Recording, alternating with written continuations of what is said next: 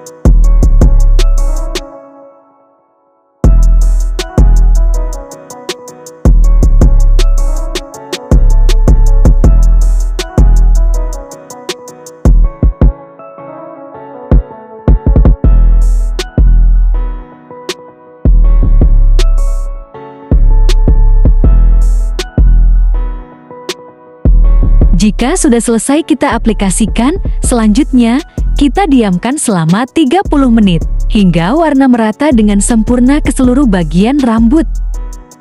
Jika sudah kita bilas sampai bersih dan kita keringkan. Agar hasil terlihat maksimal, di sini kita catok rambut customer dan terakhir kita sedikit styling seperti ini. Jika sudah selesai, ini dia hasilnya.